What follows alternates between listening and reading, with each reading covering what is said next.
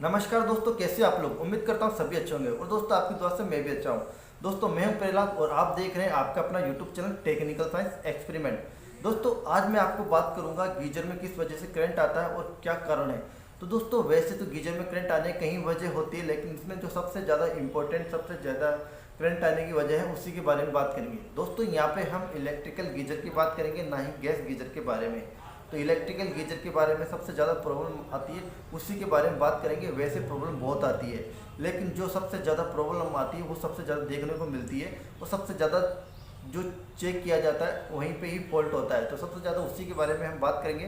तो यहाँ पे सबसे ज़्यादा प्रॉब्लम आती है फर्स्ट नंबर पे एलिमेंट की।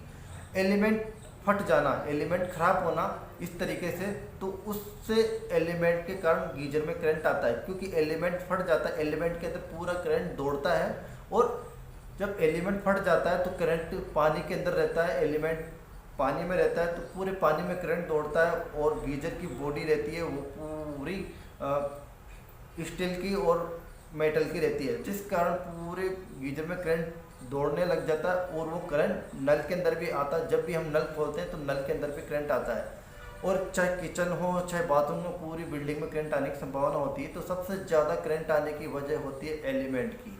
एलिमेंट के कारण करंट आता है। उसके बाद दूसरे स्टेप पे बात करेंगे तो दूसरे पे सबसे ज़्यादा करंट आने की संभावना रहती है आपका 3 पिन टॉप है गीजर का। गीजर का 3 पिन टॉप है, वहाँ का सॉकेट जल जाना या स्विच जल जाना। सबसे ज़्यादा प्रॉब्लम आती है सॉकेट का जलना। सॉकेट अगर जल जाता है तो सॉकेट का फेस, अर्थिंग फेस पे टच हो जाना है, मतलब गीजर का जो अर्थिंग का वायर है उस पे टच हो जाना।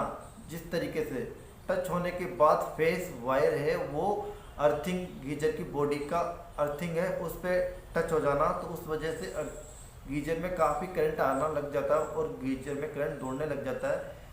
ये सबसे ज़्यादा प्रॉब्लम आती है, ये सेकंड नंबर। उसके बाद जो और भी ज़्यादा प्रॉब्लम आती है वो प्रॉब्लम आती है गीजर के अंदर जो वायरिंग होती है वो जल जाना, शॉर्ट सर्किट हो जाना और फेस वायर गीजर की बॉडी से टच हो जाना। टच होने के कारण पूरे गीजर में करंट दौड़ने लग जाता है और करंट आने की संभावना बन जाती है। तो दोस्तों ये करंट है जो 3 वजह सबसे ज़्यादा आती है गीजर के अंदर। सबसे ज़्यादा प्रॉब्लम गीजर में यही आती है। फर्स्ट नंबर पे एलिमेंट का शॉर्ट होना, सेकंड नंबर पे सॉकेट मतलब स्विच सॉकेट का जलना, वही प्रॉब्लम आती है सॉकेट। और तीसरे नंबर पर गीजर के अंदर वायरिंग शॉर्ट हो जाना। वायरिंग शॉर्ट होने के कारण फेस वायर बॉडी पे टच हो जाना गीजर का, जिससे करंट आने की संभावना बनती है। ये वजह होती है। इसके अलावा चौथी प्रॉब्लम हो जाती है जो मेन वायर होता है, जो गीजर का जो मेन वायर होता है उसके अंदर अर्थिंग और न्यूट्रल फेस 3 वायर होता है, वो वायर आपस में चिपक जाना और जल जाना, उस वजह से ही प्रॉब्लम आती है। लेकिन ये गीजर का जो वायर है, मेन वायर जलना और ये चिपक जाना जल करके, ये संभावना बहुत कम होती है क्योंकि ओरिजिनल वायर रहता है कंपनी का, तो ऐसी प्रॉब्लम आती है। लोकल वायर में ऐसी कम परेशानी ज़्यादा आती है। तो सबसे कम प्रॉब्लम आती है जो वायर है, मेन वायर जलना। अगर गीजर के अंदर शॉर्ट सर्किट होता है, गीजर के अंदर जो वायर है वो छूट जाना टर्मिनल से और बॉडी से टच हो जाना, तो वो प्रॉब्लम गीजर में करंट आता है, वो प्रॉब्लम अलग है। और बीच में से वायर आपस में जलना, ये प्रॉब्लम अलग है।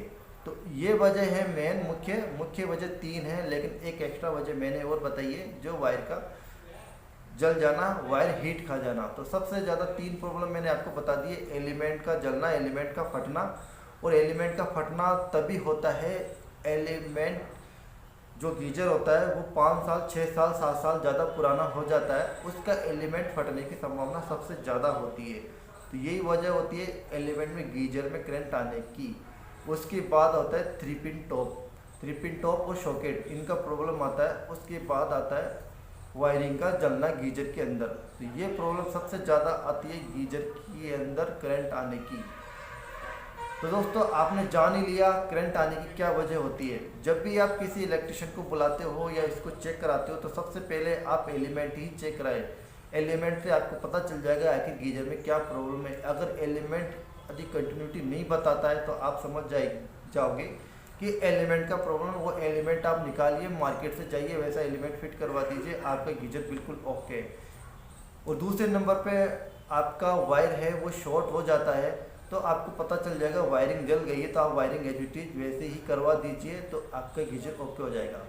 तीसरी प्रॉब्लम आपका शॉकेट है, शॉकेट को आप जल चुका है उसका आप रिपेयरिंग करवा दीजिए, या फिर 3 पिन टॉप है, 3 पिन टॉप और शॉकेट ये जल जाती है, इसको रिपेयरिंग करवा दीजिए तो आपका प्रॉब्लम बिल्कुल हो जाएगा।